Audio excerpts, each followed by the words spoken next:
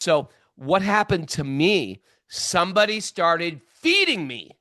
Someone started feeding me three important things. Compassion, tolerance, and love. Compassion, tolerance, and love. Write those down, people. Tattoo them on your heart. Get a mug, get a t-shirt. Compassion, tolerance, and love. This is what people gave us. I know. I was a hot mess express going to Vrindavan for the first time, and older devotees just dealt with me, dealt with the hot mess express that Ray Capo was, and they gave me tolerance, compassion, and love. And because of that, I didn't deserve it. They just played that game with me. I was easy to judge. They could have been, who is this nutcase barging into a sacred place? But no. They didn't do that. They lured me in with love. They cared about me. They tried to direct me. They tried to cut off the cut off my whatever vestigial limbs. This is a crazy analogy. Why am I saying this? But what they did was they tolerated and loved me, and I felt loved and care, and they brought me forward. And that's what we do to pay back. People have done it for us. We extend that. We tolerate people. We don't get frustrated at them. Look at this person. How dare they? We give them some love right back. We tolerate them like we've been tolerated.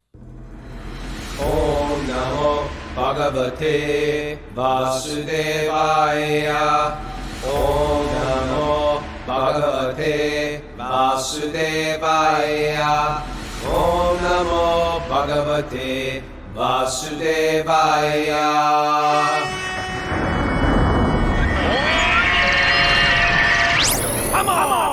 Live from Super Soul Farm, this is Wisdom of the Sages, a Bhakti Yoga podcast with your host, Raghunath, doing the episode solely with Miss Mara, a.k.a. Prana Priya Devi Dasi. Welcome to the show. It's Tuesday, November 18th, 2025. It's episode 1697. Good morning, beautiful people. Costu is out the next couple days. You got me solo. If you don't show up, I know how you feel about me. But Prana Priya is here to save the day. We just got over a long, arduous, blissful travel. Yeah, that was a lot. I think the highlight of my travel was I looked back to get a glass. I went back on the plane. This was so good. I went back to get a plane, and my son is sitting on the lap of someone, because he was on an aisle seat and Zeb was in an aisle seat. So I thought he was sitting on Zeb's lap. Would have been weird, but whatever. I like Zeb. But he wasn't. He was sitting on a random Indian lady's lap who was helping him knit. Showing him some new techniques. He was knitting in his seat. Yeah. And then a random Indian lady was also knitting with her arms around him, and they're both smiling in bliss. It was really sweet. I just nodded my head and walked by, went back to my seat, and 20 minutes later, she came up to me and goes, I am very impressed. I grew up in Kurukshetra. Yeah. And I asked him, does he know what Kurukshetra is? And he started quoting the Bhagavad Gita to me. And he started with Dehino Shmin Yata Dehi. And then I asked him if he knows where Kurukshetra was or what it is. And then I said, how many chapters are in the Bhagavad Gita? And he said 18. And then I just kept on quizzing him, and he knew all the answers to this. She was so happy. Yeah, she was. It was really sweet. It just goes to show that kid makes friends everywhere he goes. Oh, he was really doing good. It was cute. He was really doing good. And I was very impressed with you. Mara Prana Priya had no desire to watch any mundane information. We both did our new thing. Our new thing is when we get on a plane, we fast. And it's just like a nice way because nobody feels good after plane food. Yeah, it's not even difficult. I feel like my digestion just shuts down when I'm flying like that. Like I'm not even hungry. There's an Ayurvedic thing where any type of movement outside of walking just screws your doshas up. Makes sense. I totally agree. And then it's great. And then we just break the fast and feels nice and blissful and joyful. Yeah. I got some good news. Tell me. Starting tomorrow, I'm gathering names. I'm taking names. I'm taking names, and I'm starting a WhatsApp channel. Not that I know how to do it, but Chapu's going to do it for me because we're going to start the study of an important book that everybody should know. It's The Nectar of Instruction by Rupa Goswami. That's Upadeshamrita is the name of the book, but Prabhupada translation and Prabhupada's commentaries are, he calls it The Nectar of Instruction. So we're going to start with that, and yeah, that's going to be People first. gonna join your channel. Yeah, I don't know yet. I don't know how it works. Okay, stay tuned for more information. I'll announce it tomorrow.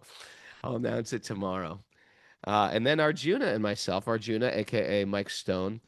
Congratulations to him on his initiation. We are working on a mental health using principles of the 12-step recovery. He's like a black belt in 12-step recovery. He's on the part of the Bhakti recovery group, but we're starting a 21-day study to untie the knots of any past pain that's harming us going forward. You know, sometimes we say like it's hard to move forward. It's hard to drive forward if you're always looking in the rear view mirror.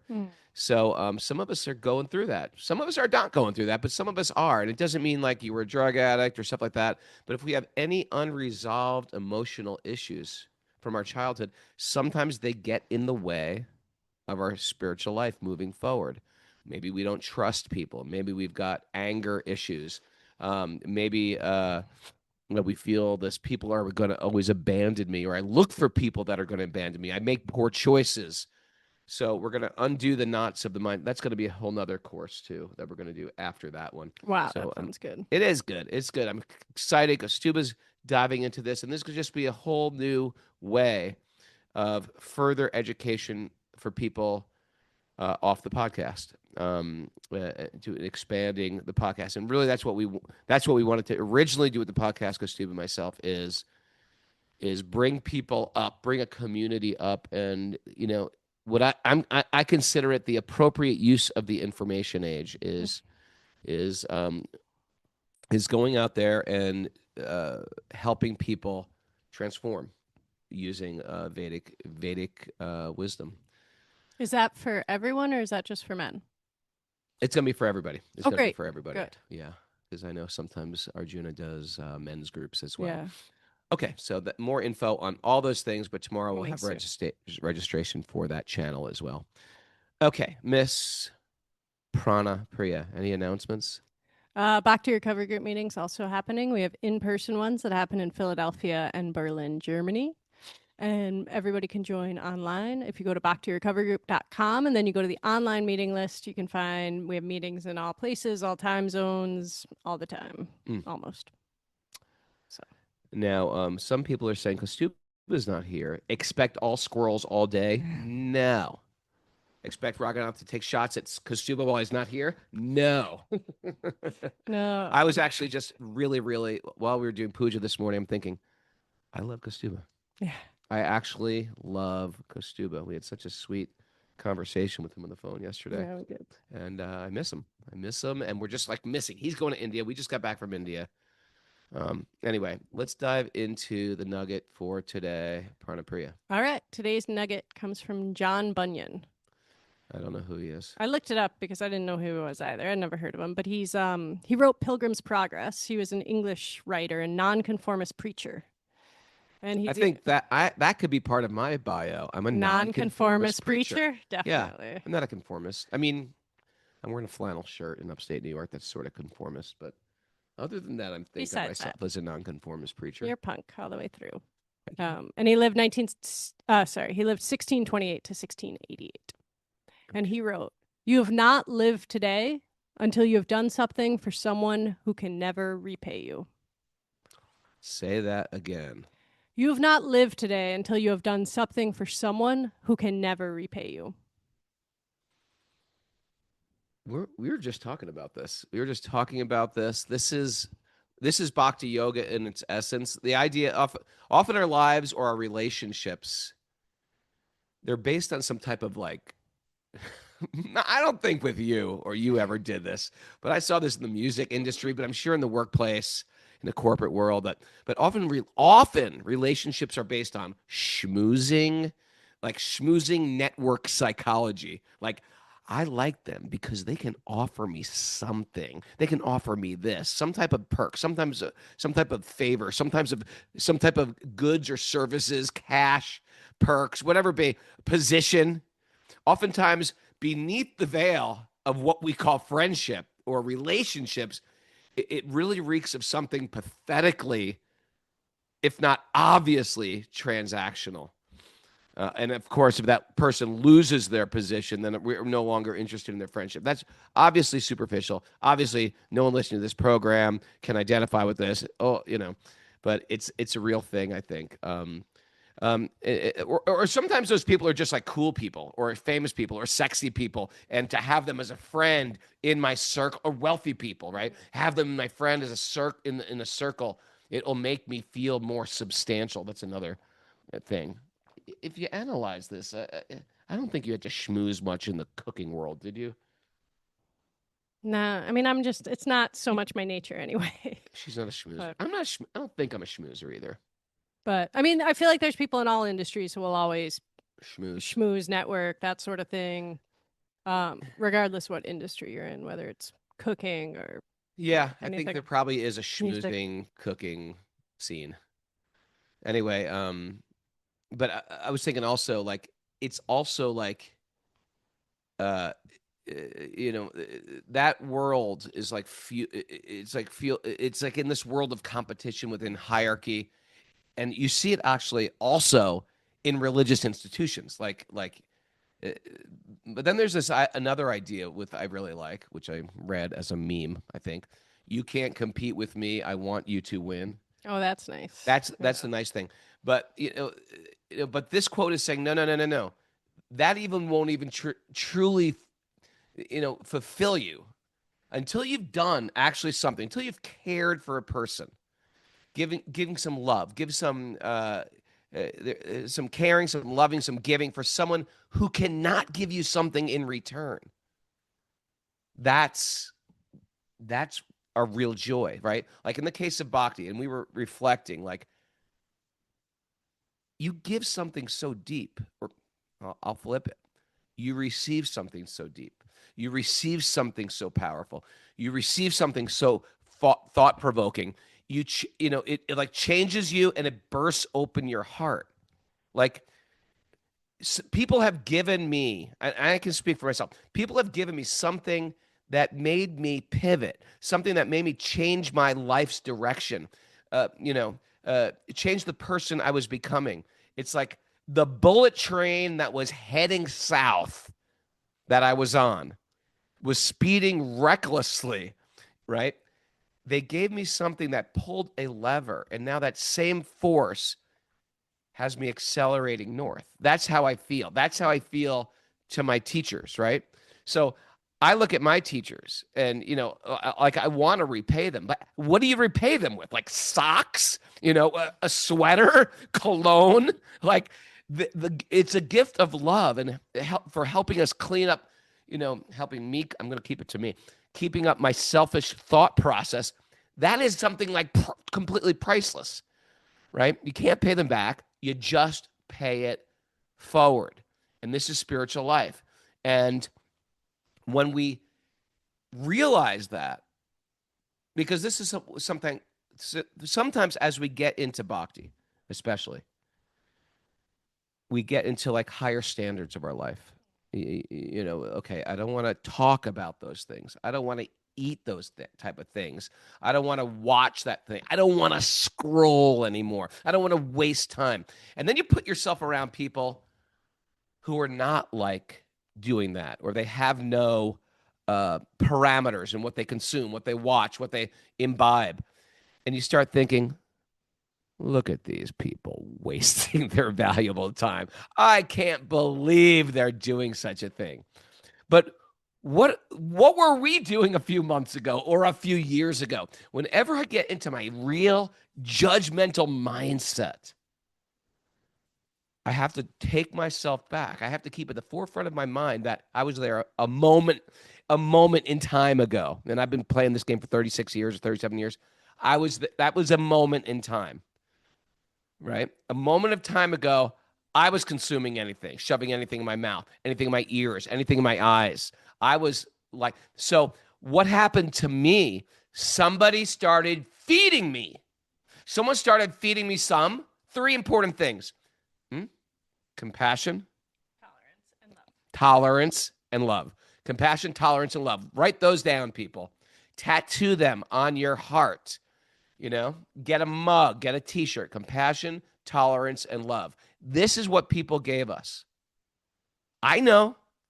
I was a hot mess express going to Vrindavan for the first time, and older devotees just dealt with me, dealt with the hot mess express that Ray Capo was, and they gave me tolerance, compassion, and love. And because of that, I didn't deserve it. They just played that game with me. They didn't. I was easy to judge. They could have been, who is this nutcase barging into a sacred place? But no. They didn't do that. They lured me in with love. They cared about me.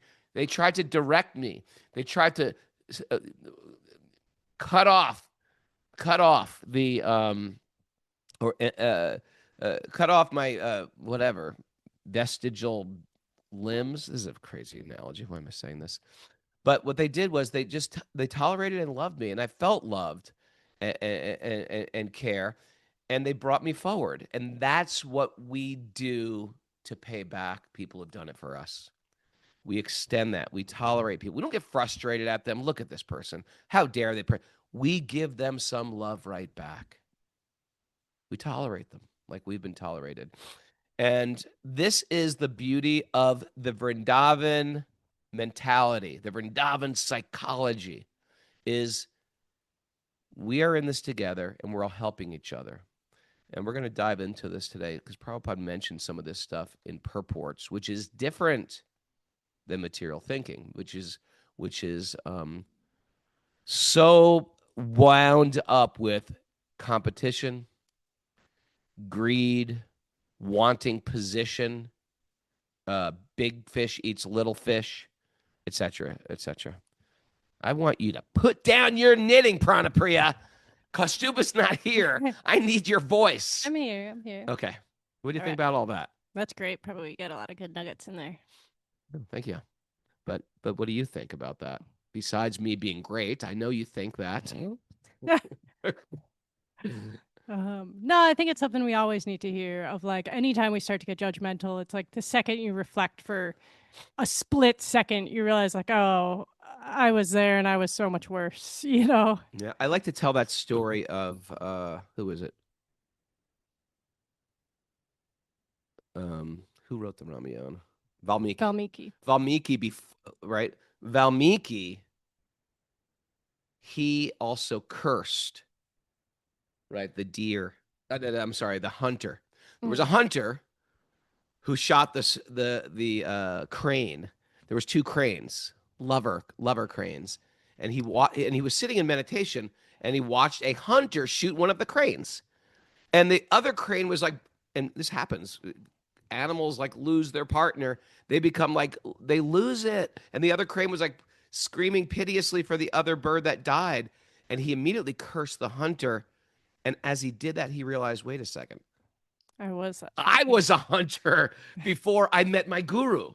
I was a hunter too. I was a criminal. Valmiki is a he was much worse than just a hunter. He was much more. He was like a murderer, a criminal, a highwayman. These are important lessons we have to hear on the regular basis, because as soon as I get a little good at something, creeping up right behind me is arrogance and pride and one-upmanship, and that doesn't belong in Bhakti Yoga. It just doesn't work. It doesn't help me get to the desired result of Krishna Prema, right? So I have to notice this because it is sneaky, it is insidious, and it follows me around like a tail, arrogance. Right? Tail. Like Hanuman's tail is following me around. You like my new glasses? These are from Shasvata. I do. Prabhu. They're nice. Thank you, Shasvata. He works at a glasses place, and I think I look quite handsome in them. And they don't reflect. They don't reflect. That's what it That's also was. nice. All my glasses generally come from Home Depot. That they're my fine optical brand. But these are like some real like glasses. So Mara keeps them in a case for me, so I don't sit on them or break them or kneel on them, because I do that a lot. I have hundreds of glasses scattered around my life, All right. backpacks, pockets. Okay, Let's dive into Bhagavatam. thank you, Mara. Here, this is for you, Mara, Thank you. the squirrel, and you can bust that out whenever you like. Narayanam namaskrityannaram chaivanarotamam devim saraswatim vyasam tato jayom adirayat. Before we start in the Srimad Bhagavatam, which is our very means of conquest, one should offer respectful obeisances to the Supreme Lord, Narayan. Unto Narayan Rishi, the supermost human being. Unto Mother Saraswati, the goddess of learning. And to Srila Vyasadeva, the author. Nasta prayesva badresu nityam bhagavat sevaya bhagavati uttama shloke bhakti bhavati naishtiki, by regular attendance in class in the Bhagavatam, and by rendering service to the pure devotees, all that is troublesome to the heart. Doesn't this sound so reassuring? All that is that troublesome to the heart will become eradicated, and loving service to the Supreme Lord, who is praised with transcendental songs, will be established as an irrevocable fact. Om Agyana Timarandasya Gyananjana Shalakaya Chaksurun Midatam Yena Tasmai Shri Gurave Namaha. I was born in the darkness of ignorance. My teachers are opening my eyes. With the torchlight of knowledge, I offer my obeisances at their lotus feet. Reading from the Srimad Bhagavatam. Canto 10, Chapter 13, Text 58. Should I get you some more? I finished 5 glasses of hot drinks. Don't make me bust out the squirrel already, Prabhu. Okay. Wait a second, but first you got to read you're the reader now. Yeah, Oh, okay. You are the reader. Been promoted. Oh, by the way, Vyasadeva compiled all these in a cave. We just read that prayer. He compiled these he actually didn't compile these. He spoke them. The story is that Vyas spoke all these teachings in a cave to Ganesh, and Ganesh scribed them. Our entire story is on this premise that Ganesh scribed these.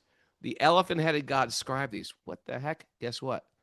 Next year, October 27th, we are going to Ganesh Guha. We are going to Vyas Guha, up high in the Himalayas, higher than we went this year. And then we're going to follow the Ganga all the way down to Rishikesh. We're going to have kirtan, kirtan, kirtan. And someone said, well, going up there is sort of like scary and sketchy, especially in those big buses. I agree. We're going in cars. We're doing it in cars. It's going to be awesome. I'm so looking forward to it. If you're interested, registration officially opens today. Go to raghu.pilgrimage@gmail.com for more info. It's not up on my website yet. Okay. All right. Text 58. Text 58. Okay. Lord Brahma's external consciousness then revived, and he stood up just like a dead man coming back to life. Opening his eyes with great difficulty, he saw the universe along with himself. First, let's please understand who Brahma is. There is no powerful being in the universe, let me put it better. There's no powerful jiva. Jiva means a spirit soul. Let's just break this down to ABCs. We're spirit souls. That means the rhododendron plant outside my window is also a spirit soul. That means every blade of grass is also a spirit soul. That means a goat, a cow, right? They're also spirit souls. They just have different vehicles they're driving around in. Let's just understand that. Everybody's a soul. We don't have souls. We are souls. So if you could make, there's some very smart people within my town.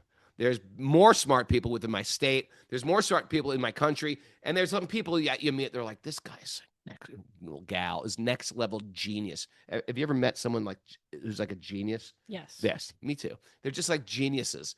And you talk to them, they're like, wow, there's some really smart people. Guess what? There's higher level beings of smartness outside of this universe. What a Judeo-Christian culture would call an angel.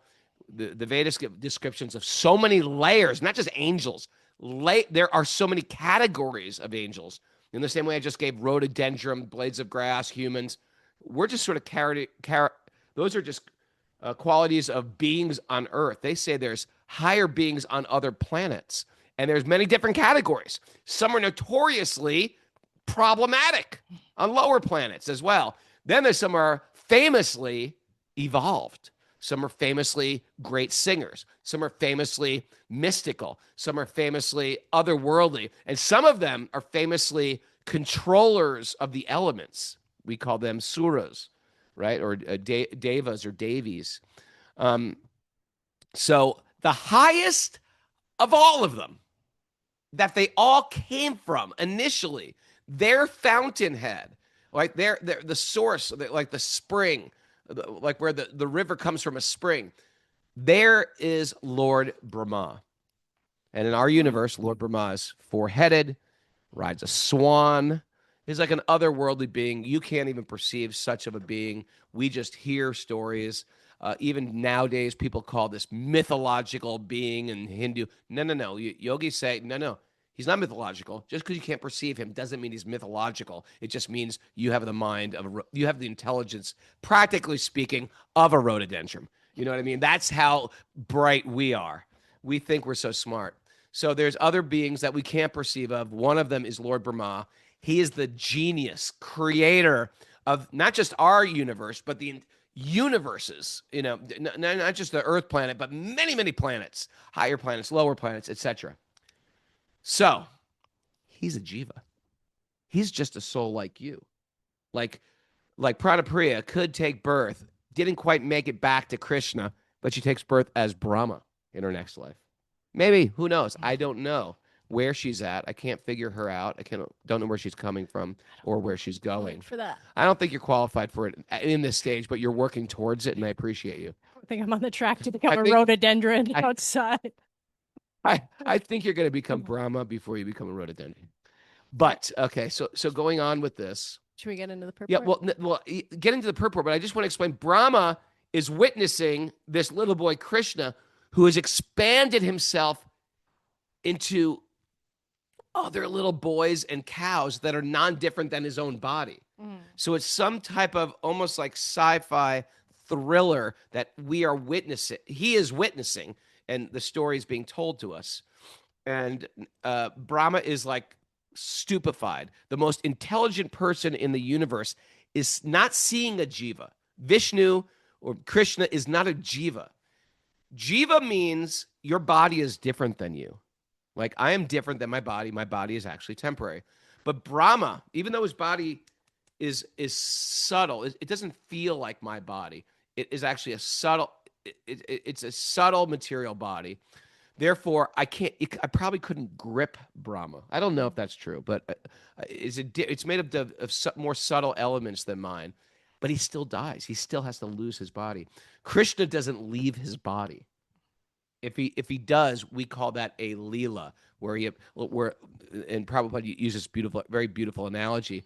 The sun appears to die when it sets, and then it reawakens in the morning. The sun doesn't actually die, but because that's how our vantage point sees the sun, it seems like it's just melting into the ocean or into the sunset. Then it appears to disappear. It never disappears, but it appears that way. So Krishna appears to die, like in the Mahabharata. How does he die, Mara? Krishna die. The lead ball. What? Okay. Oh yeah, you're right. Right? Isn't there an arrow in the Achilles? He gets shot by a hunter in the Achilles. Like, how could someone die from an arrow into the Achilles? He can't. But Krishna sets it up. We don't even like to say Krishna died because we know he didn't. But that's how he disappears from this planet. He gets a shot in the ankle, and he disappears like that. He leaves this world, but he doesn't actually die. His time here was Leela, or pastime. Shall we get into the purport? Yeah. Okay. Yes. Oh, and look what it starts with. That's a Krishna miracle. We actually do not die. At death, we are merely kept inert for some time, just as during sleep. At night we sleep and all our activities stop, but as soon as we arise, our memory immediately returns and we think, oh, where am I? What do I have to do? This is called Shuptotita Nyaya. Suppose we die. Die means that we become inert for some time and then again begin our activities. Right? You're going to die. I hate to say it, but you're going to die. And then that soul of yours is just hanging in some purgatorial place, Mhm. and then it takes birth in a womb, an egg, a seed, etc. All right. This takes place life after life according to our karma, our activities, and svabhav, or nature by association. Now, in the human life, if we prepare ourselves by beginning the activity of our spiritual life, we return to our real life and attain perfection. Otherwise, according to karma, svabhav, prakriti, and so on, our varieties of life and activity continue, and so also do our birth and death. As explained by Bhaktivinoda Thakur, Mayara Vase Yacha Bishe, Kacha Habu Dubu Bai. Habu dubu. I'm sure I didn't pronounce that correctly. My dear brothers, why are you being washed away by the waves of Maya? Oh, that's good. My dear brothers and sisters. Why? It's sort of like is that a colloquial? What's the word when you say my dear brothers? It's like saying humankind, like we would say mankind. It's when they say my dear brothers, it means sisters as well. It's just the way. Okay, go on. One should come to the spiritual platform, and then one's activities will be permanent. Krita punya punja. This state is attained after one accumulates the results of pious activities for many, many lives. Janmakoti sukritar na labhyate. The Krishna consciousness movement wants to stop koti janma. Koti janma. That's a great word. Yeah. Unlimited births, repeated births. Koti means like so many repeated birth and death. In one birth, one should rectify everything and come to permanent life. This is Krishna consciousness. This is, scrolly woly. Please don't scroll through my texts, please. This is a zoomed out picture of what we are. We're looking at things are happening to me. I'm making choices and things are happening to me. Guess what? We have some karma that we're going to get. And we're so enmeshed in our karma that oftentimes we lose touch with our free will. Even our free will is sometimes dominated by karma. Like we've actually closed we are sort of minimizing our free will by our immersion in rajas and tamasic behavior. I like to use this example of like drug addiction. Do you think the drug addict is willingly taking drugs? No, they're addicted to their senses and their mind dominate their free will. So if you say to a person who's lost everything and just finally gets released from jail for drugs and intoxication, gets clean for a day, but they're still addicted, and you say, hey, do you want some? Then they go back on the street and someone offers, hey, would you like some more drugs? You want more heroin? They immediately say yes. Why? Because they're addicts and their freedom has been taken away from them. We have a different idea. When you see these people are fighting for freedom and we want a free country and we want free, this is not a free country. Guess what? The yogi has a different idea of freedom. We say to really be free, you got to control your mind and your senses. That's real freedom. The whole freedom, what's happening outside the world, depending on our political system or whether I'm in prison or whether I'm not healthy or something. This has got to do with a different type of freedom that they talk about. We say real freedom, even if we are like living on a deserted island where there's nothing but organic fruit growing, and I'm with people that I love and there are no laws and people are kind to each other. If I can't control my mind, my tongue, my belly, my genitals, etc., if I can't control them, we become a slave within our own body. But if I can control my mind, my tongue, my belly, my genitals, then I can become free, so to speak, within prison. What do you think about that, Mary? I think that's good. It reminds me that book I was just reading on the plane ride home. People, hear this book. It's called Death Divine or Divine Death. When I first heard that title, I was like, what are you reading? She goes, I'm reading Death Divine. I was like, oh, that sounds like a feel-good book. Death Divine. Like, why are these devotees so like grim? But this is a beautiful book. Yeah, beautiful and inspiring. It's the stories of Vaishnavi devotees. All right, you're going to talk. I have to go to the bathroom. Oh, it's a story of Vaishnavi devotees leaving their bodies in like beautiful, inspiring, transcendental ways. But I just thought of it because Raga was talking about being trapped by the mind and the senses.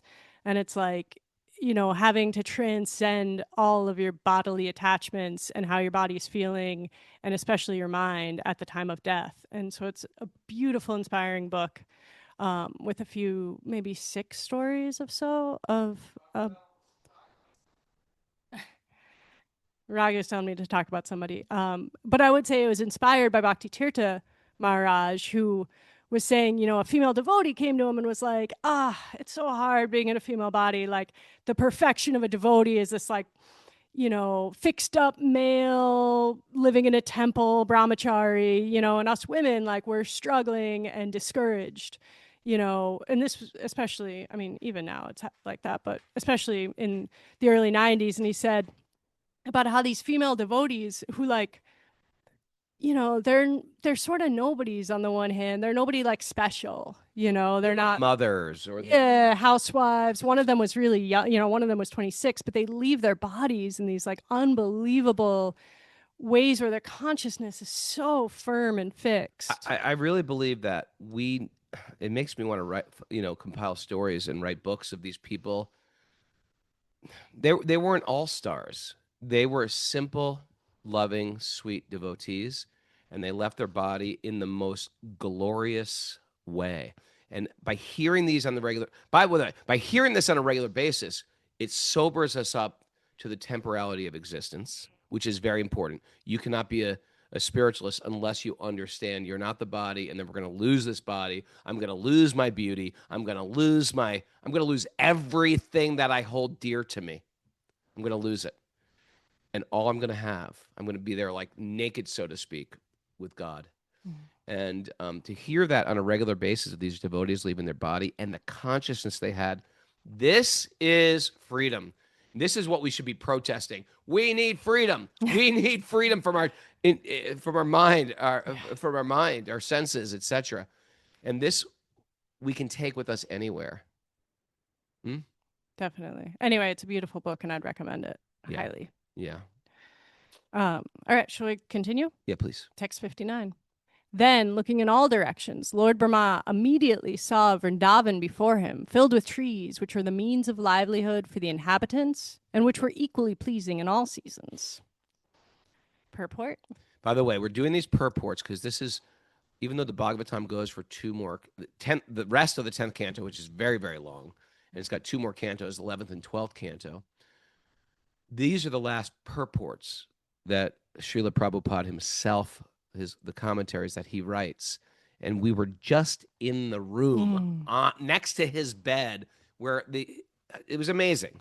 This is like the little Prabhupada's room at the Krishna Balaram temple in Vrindavan. And this is where he left this world. And it's quite amazing just to be in that place. It's a very, very sacred place. It is.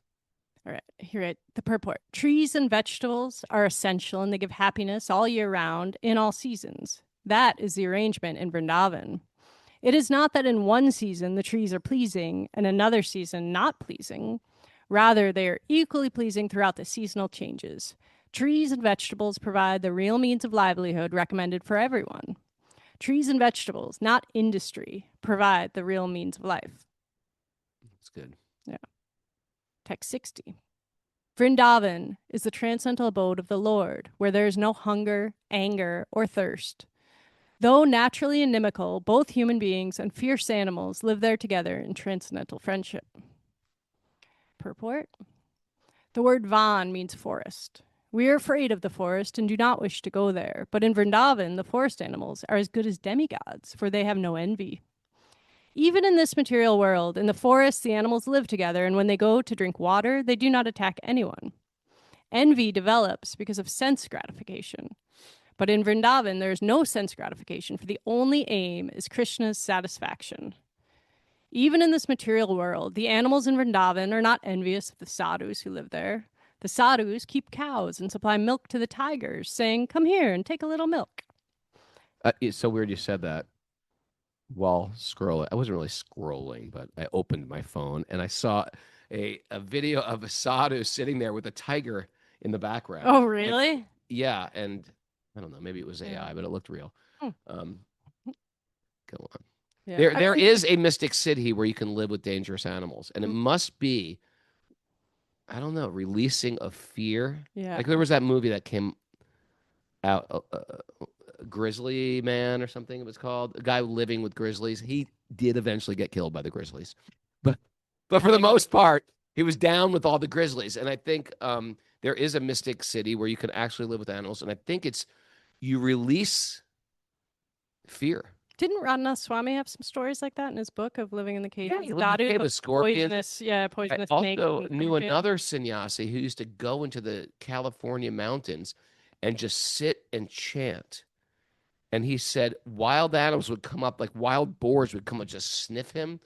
But he just made it a practice of release. This is what I'm talking about, freedom. Yeah. You release fear and envy, and this is my enemy, and they just sort of back off. Right.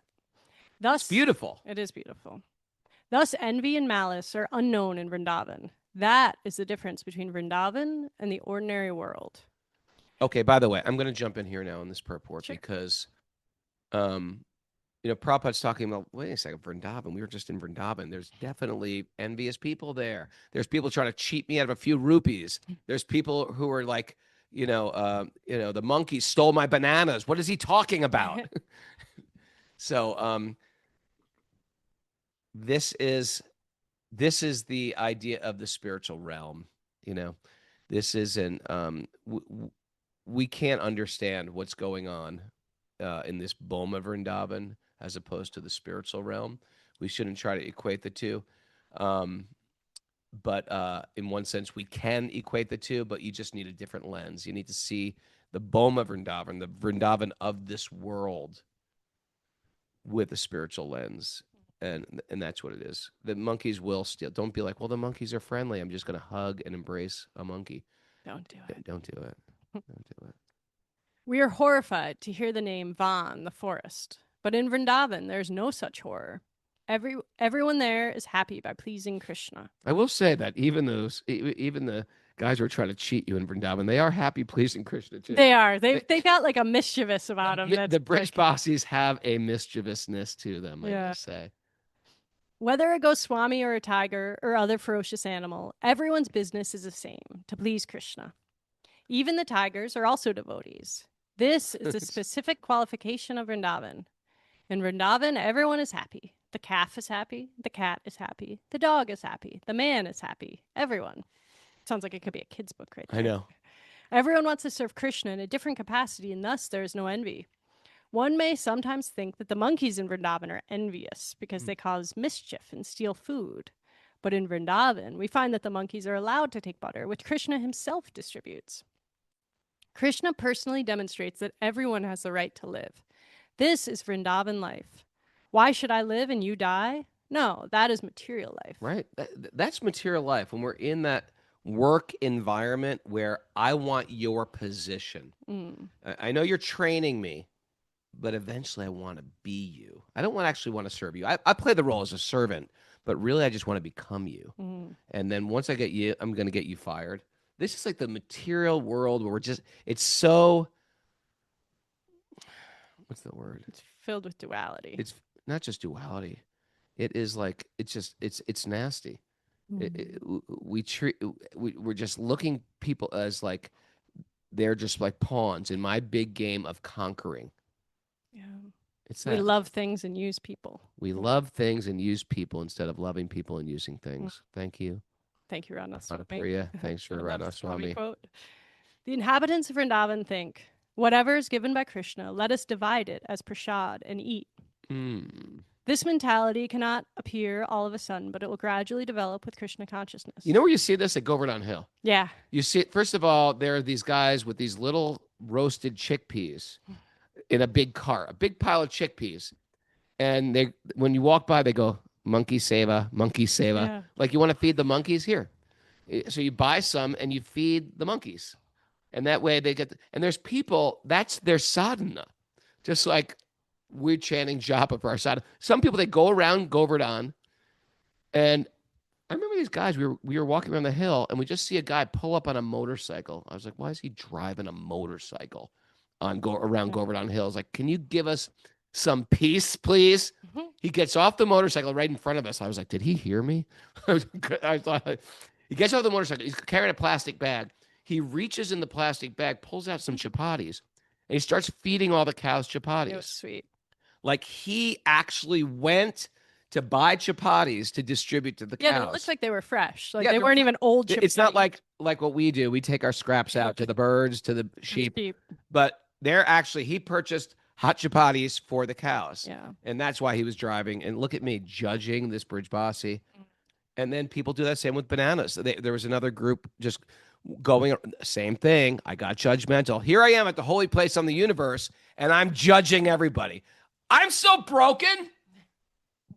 I am such a broken, dented can. So zooming by me and Mara chanting japa, thinking we're like in the spiritual world. A rickshaw zooms by. I was like, what the hell are these guys doing? Can you guys just walk around the hill like an adult? And sure enough, they were buying boxes of bananas to distribute to the monkeys. And now the latest thing seems to be feeding the monkeys Parle G's too. The little biscuits. Monkeys do love Parley G's, as does everyone. Everyone loves Parle G's. Okay. Okay. Whatever is given by Krishna, let us divide it as prasad and eat. This mentality cannot appear all of a sudden, but it will gradually develop with Krishna consciousness. It wasn't Grizzly Adams, people. I'm finally reading the message board. It wasn't Grizzly Adams. It was what was that movie called? The guy who lived with bears and was their buddy. He thought, I'm just going to live with them. Back to our purport. Yes. This mentality cannot appear all of a sudden, but will gradually develop with Krishna consciousness. By sadhana, one can come to this platform. Okay, it's just called Grizzly, Greg DeGacy says. Larry, see, this is why it's important to read the message board, Kastuba. People have very important things to do. Get off the message. Wait, no. I'm just sharing that. Lori Pag said she saw somebody at Govardhan just zoom in there with a motorcycle, and then get off the motorcycle and start garlanding the stones from Govardhan. Oh yeah. This is you can't. This makes no material sense whatsoever. In the material world, one may collect funds all over the world in order to distribute food freely. Yet those to whom the food is given may not even feel appreciative. The value of Krishna consciousness, however, will gradually be very much appreciated. For instance, in an article about the Temple of the Hare Krishna movement in Durban, South Africa, the Durban Post reported all the devotees here are very active in the service of Lord Krishna, and the results are obvious to see: happiness, good health, peace of mind, and the development of all good qualities. Oh, that's nice. This is the nature of Vrindavan. Without Krishna consciousness, happiness is impossible. One may struggle, but one cannot have happiness.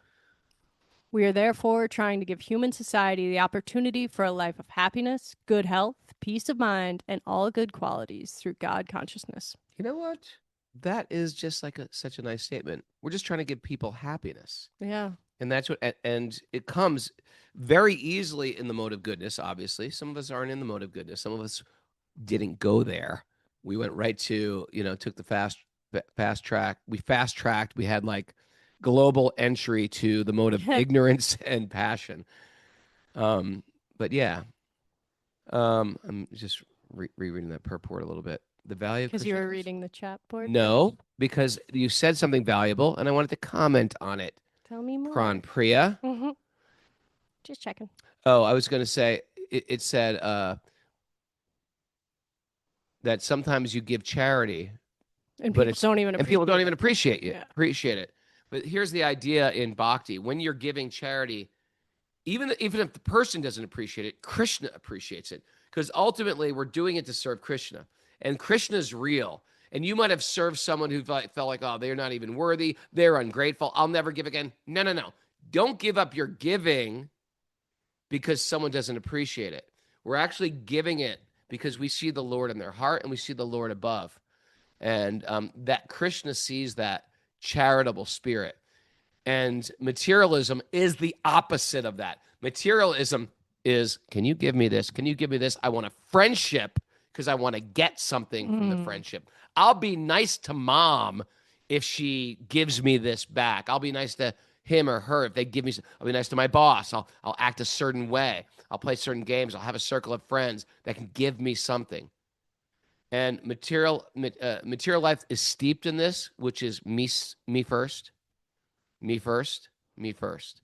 Spiritual life is the opposite. I'm here to be part of something bigger, to give to the center instead of trying to constantly dominate the center position. Good stuff. It's 7:58. Should we get to Did you do any takeaways? I did. You are the transcendental multitasker. Yeah, I didn't get much knitting done, though.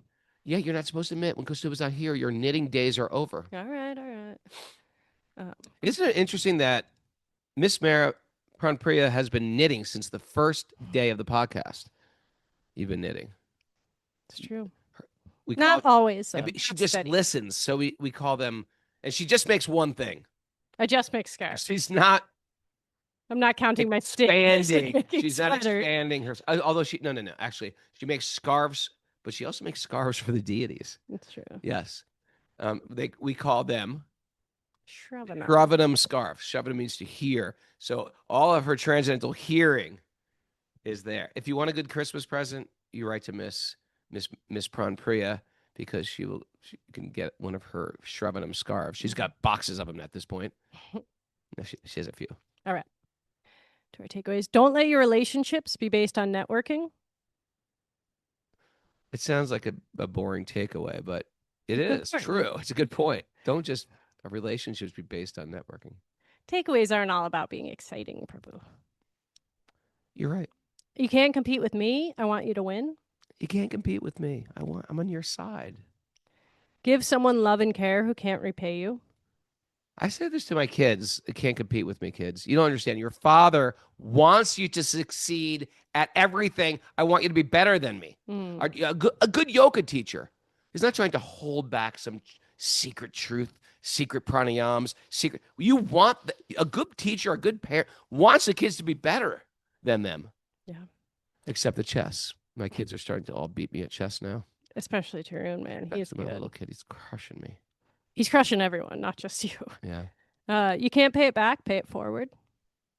You can't pay it back. You can't give socks to your teacher. It's just not going to repay them. You got to pay it forward. Step out of your judgmental mindset and reflect on your own life. Yeah.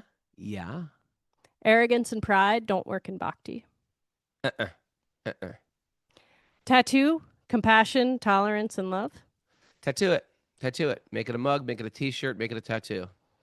Don't let your free will be dominated by Rajas and Tamas. Oh, yes. Yeah. Yes. Real freedom is controlling the mind and senses. Yes. Don't give up on giving. Krishna appreciates it. And Wait a second. Say that again. Don't give up on giving. Krishna appreciates it. Don't give up on giving. Krishna appreciates. Yes, he does. You like that? Yeah. And we have the intelligence of a rhododendron. That's a good one. The intelligence of a Thank you, everybody, for joining us. Okay, Kostuba is still not back tomorrow, but I am back tomorrow. And Prana Priya is back tomorrow. How did I do, guys? Put it on the board if you think I passed, or if you think we need Kostuba to make this whole thing happen. I can just not show up either, if that would be all right. But I felt like the show must go on. Yes. October 20. What did I say? 27. October 27th to November 9th. Next year is our pilgrimage. If you're interested, Raghu.pilgrimage.com. No, Raghu.pilgrimage. Raghu.pilgrimage@gmail.com. There you go. That's how to reach out. And hold on. We're going to Vajranath. We're going to Deathbed. We're going to Rudra. We're going to Joshimath. We're going to Rishikesh. We're going to party in Rishikesh. We're going to get a day trip to Haridwar. End up in Vrindavan and Govardhan Hill. What a great trip. Thanks for everybody for joining me on that incredible. How I explained, check out my Instagram. I'm going to post things. And also, remember, I'm going to start Nectar of Instruction Study. That is like an ABC we have to have under our belt And I think everyone's going to appreciate going through that book with me. So tomorrow I'm going to start my WhatsApp. What's it called? The WhatsApp Channel. channel Raghunath.